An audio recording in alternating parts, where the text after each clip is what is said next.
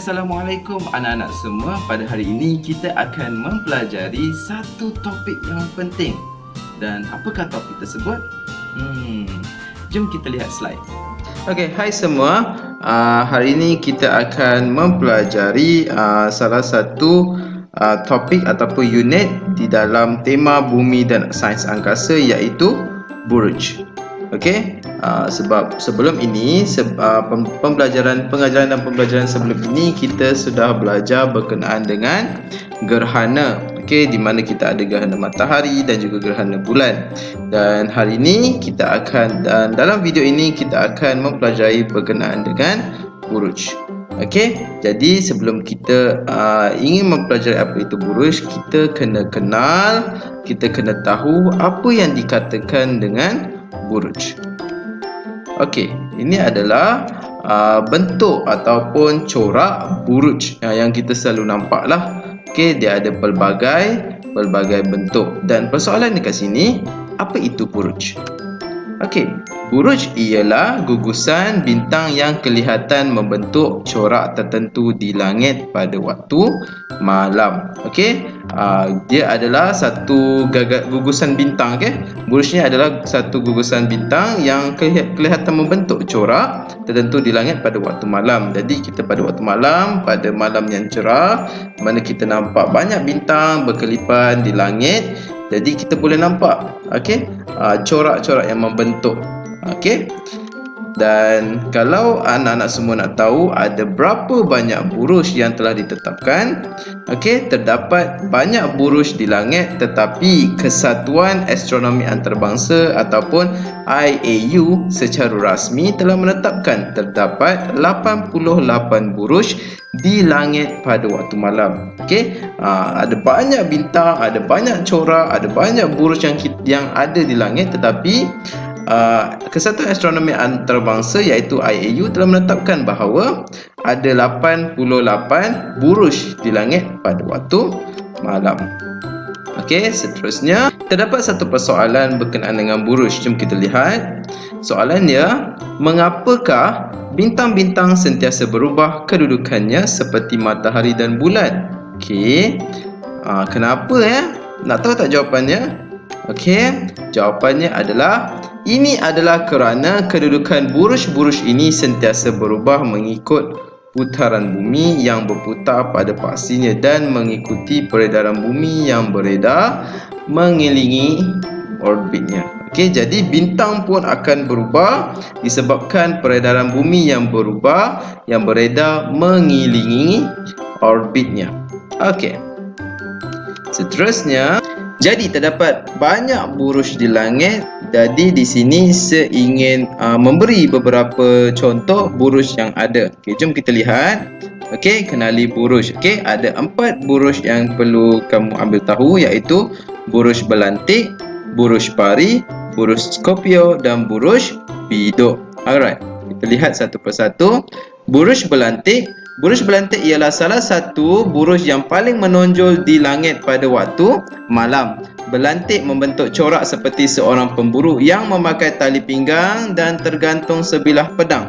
Buruj belantik muncul di langit pada waktu malam di antara hemisfera utara dan selatan. Okey, kamu boleh lihat ini adalah bentuk buruj belantik.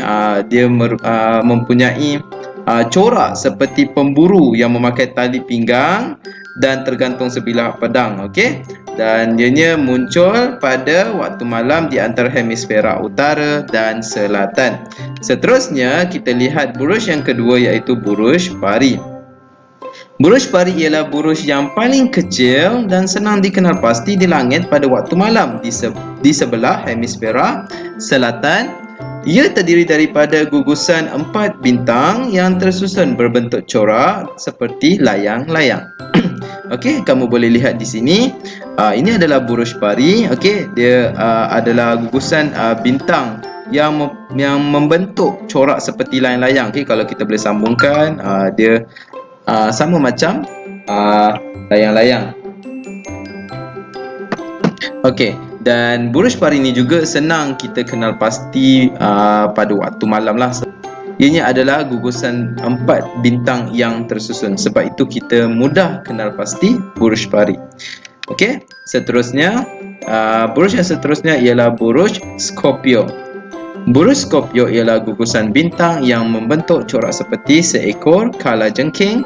Buruj Scorpio muncul di langit pada waktu malam di sebelah hemisfera selatan. Jadi buruj Scorpio ni kalau kita dapat lihat bentuk dia seperti kalajengking, sebab itu dia namakan sebagai buruj Scorpio. Okey, ini adalah bentuk dia dan kita boleh nampak gugusan bintang yang membentuk corak seperti kalajengking. Okey. Dan buruj yang terakhir adalah buruj bidok.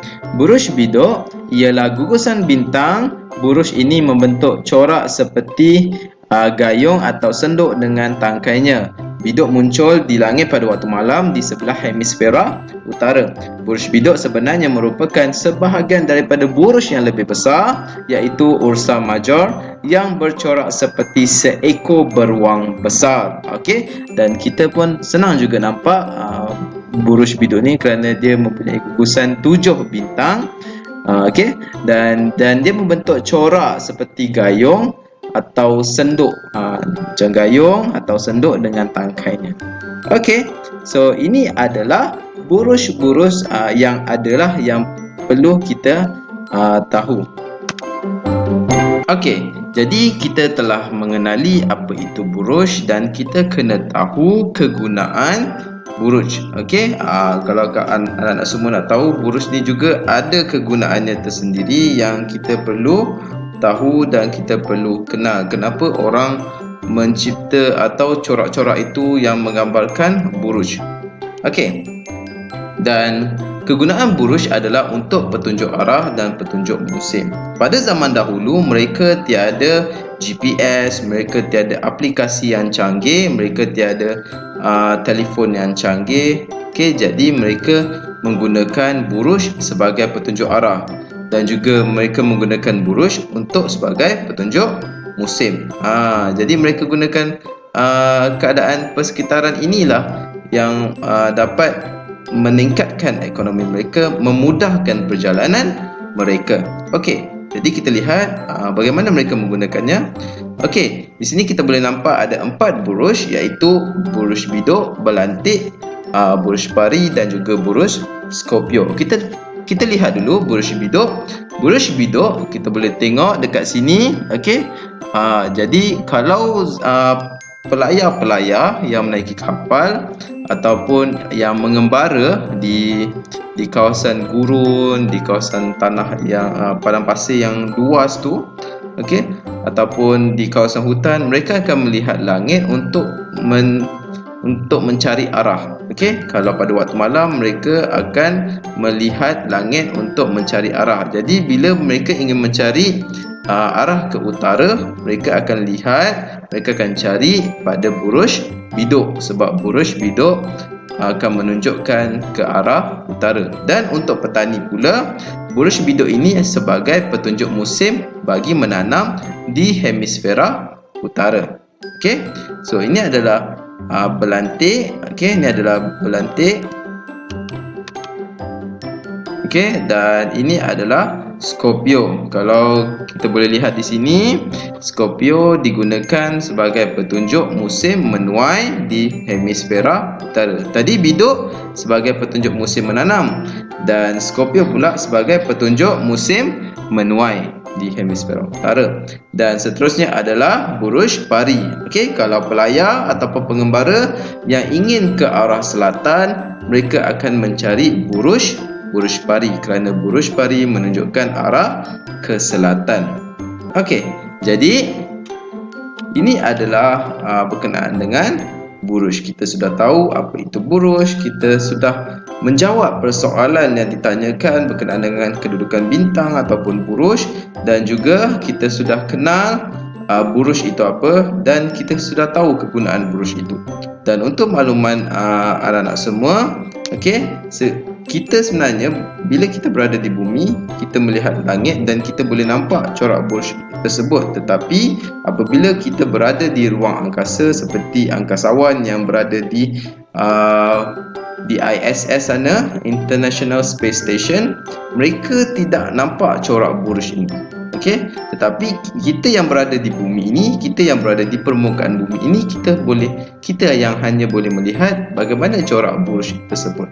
Okey, dan seterusnya saya ingin memberi latihan berkenaan dengan topik ini. Okey, jadi saya ingin anak semua buat latihan pada muka surat 80 dan 81 pada buku aktiviti sains. Okey, sila buat latihan pada muka surat 80 dan 81 dalam buku aktiviti sains. Alright. Jadi itu sahaja kelas kita, itu sahaja video berkenaan dengan buruj. Jadi itu sahaja topik kita berkenaan dengan buruj.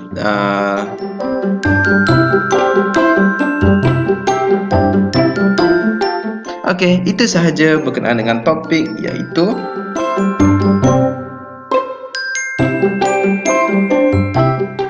itu sahaja berkenaan dengan topik buruj yang kita pelajari pada hari ini. Okey, jadi saya harap anak semua faham dan dapat memahami apa itu pengisian pembelajaran pada hari ini. Okey, jadi kita akan berjumpa pada kelas yang akan datang.